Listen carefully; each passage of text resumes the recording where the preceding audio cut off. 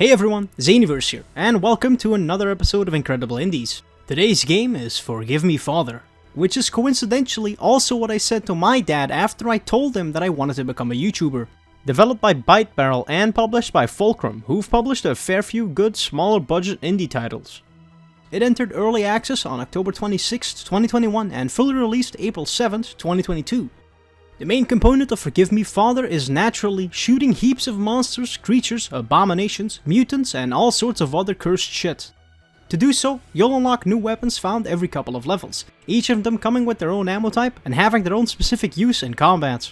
The gunplay has a very old school pacing to it. Strafing and training enemies in a circle while pumping out lead are the best approach to combat in this game. Finally, all those COD zombies hours coming to good use. The game does also have a bunch of levels where having a more careful and considerate approach is encouraged due to hiding enemies and traps, so you can't just run and gun your way through the whole game, and it does make for a nice change of pace.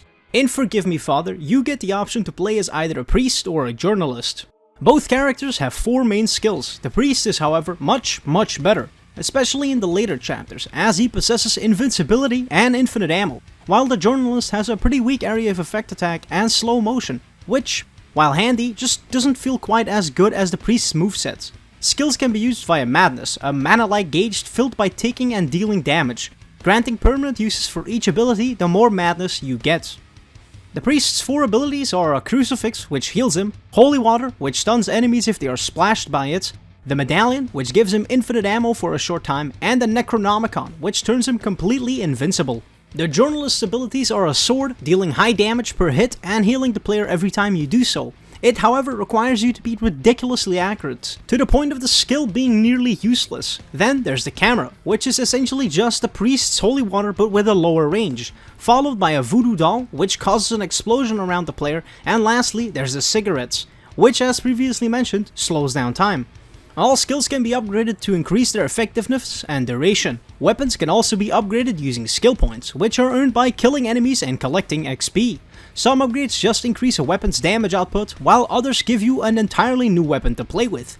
Leveling however slows to a crawl once you get to the mid-teens, which is one of my only real gripes with the game, the fact that you need to ration your skill points so much. There's a wide variety of creatures and critters for you to kill. Some of them have weak spots that you can exploit in order to dispatch them faster than normal.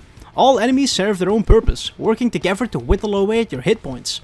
Enemies hit like semi-trucks on higher difficulties, while healing items and ammo are increasingly scarce on later chapters, making it a frustrating unbalanced mess of bullet sponges and confusing level design. Aside from the core gameplay, you'll want to take your time exploring each of the expansive levels in order to find secrets and lore items. Secret areas also hide a wealth of supplies that can really make or break a run on higher difficulties.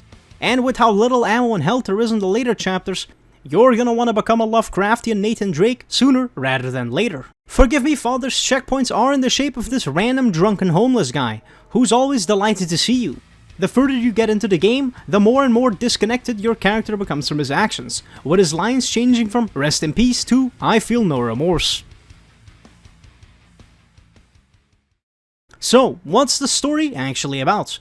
Playing as either a journalist or priest, players will be called to the remote town of Pestisville in order to investigate a series of strange events, which culminated with the disappearance of the entire town's population. This gives an incentive for a protagonist of choice to go through increasingly mystical areas in what soon becomes a real struggle for survival. As this is a boomer shooter, you shouldn't really expect that much of an in-depth story. Nevertheless, there's a decent amount of documents and items that add good context and clues to what actually went down, heavily inspired by the Cthulhu mythos and other supernatural elements. The writing itself is of a decent enough quality, as well as accompanying voice acting and narration. But only for the priest, as the journalist sounds like a stuck-up white lady who you'd sooner find at the local Starbucks rather than a cursed fishing town. Each act has one boss, and all of them prove decently designed, challenging, and feel unique. These powerful foes feature enough evolving attack patterns as they lose HP and enter a new state of being, and often spawn additional minions you gotta take care of before you get overwhelmed by them. It feels like later ones are a bit too much on the bullet spongy side. Even if multi-faced, arena warping in some cases, all bosses must be retried from the start without checkpoints in case of your untimely demise. The game starts with our main character receiving a letter from their cousin, pleading for help, who of course wastes no time setting off back to their hometown of Pestisville. And with a name like that, it's no wonder there's all sorts of evil shit going on out here. You go to a hotel to look for your cousin, and not much time passes before you start blasting, taking on possessed townfolk, acid-spewing soldiers, and explosive salmon-chucking fishermen. After going through an insane asylum, we come across the game's first boss, Catharsis. It's this humongous ball of flesh and bones. He's comparable to Borderlands 1's The Destroyer boss, but this guy's at least capable of defending himself properly, shooting out tracking balls, shockwaves, and throwing out mines. After dispatching of him, we shoot our way through all sorts of monster-infested locales, ranging from towns to graveyards to swamps before facing off against the game's second boss, Aziz, who sits on top of a big piss-filled ball in the center of an arena. He's got a bunch of blue walls. After damaging him enough, you must destroy a set of shield altars which protect it from all incoming damage. Rinse and repeat until he dies. Turns out that we were too late. Your cousin is already dead, but this doesn't instill a whole new sense of determination in you. It's also revealed that the mayor was behind this whole escapade to begin with. We then go on a lovely stroll through the countryside, where we kill a whole bunch of farmers. This chapter sees you travel through another wide variety of areas, like a secret lab, an industrial factory, and a whole underwater city, before then taking on the third boss, who is a big ugly fish. It's exactly what it's described to be. It's a boss fight where you're gonna have to be kept on your toes with islands constantly sinking and rising as he shoots out waves and balls of water. After defeating the fish, you come across a spooky ship, exhuming an eerie scent of madness. We enter aboard and find Tom Phillips, some captainy looking fella who lost a sizable amount of his brain matter. This is by far the most bland of the chapters, taking place mostly in the aforementioned ship and this underground dungeon. Mostly. The last few levels, however, take you to these trippy ass galactic ruins. This chapter's boss is pretty fucking cool though. It's a small fast little fella running around the field named... After killing him/her/it, we go down into a basement and find Mayor Mahoney and the last of his lackeys, quickly dispatching them like a 1950s mobster before doming the mayor himself, and continuing our journey into the unknown. I originally thought that this was the end of the game, but no, there's a whole other chapter left to go through. Talk about getting bang for your buck. Chapter 5 is when things go from fuck to very fuck. You're gonna be craving going back to simpler times, where your biggest concern were possessed fishermen, as you're taking on all sorts of cursed shit now. Exploding barrels with legs, mutants, abominations, literal sentient swamp matter. This is also the most unbalanced the game will ever become, with each area being a true struggle for survival, scraping by with little health and even less bullets. One of the last levels is also a good example of why you'll never see me review a platformer on this channel. After a whole lot of murder, parkour, and an undisclosed amount of deaths, we reach the final boss, King of the Sea, Lord of Fish and Tentacles himself, Cthulhu.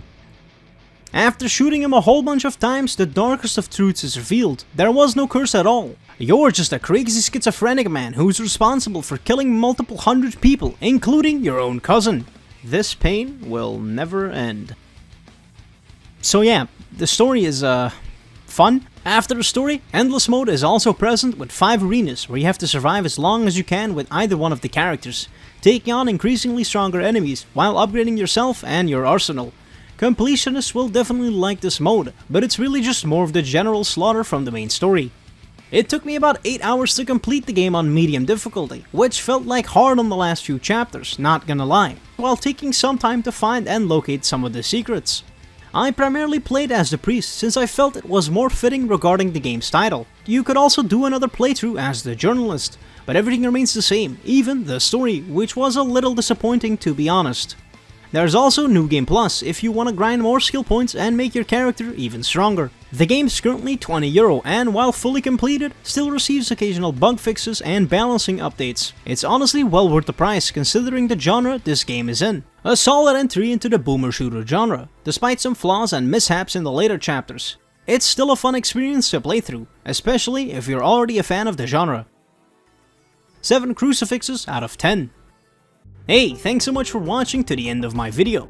If you enjoyed, leave a like, a comment, and subscribe as I have 194 more videos scheduled for release between now and the inevitable heat death of the universe. Follow me on Twitter and on Twitch, and join the Discord. You can yell at me for my opinions and I might not ban you.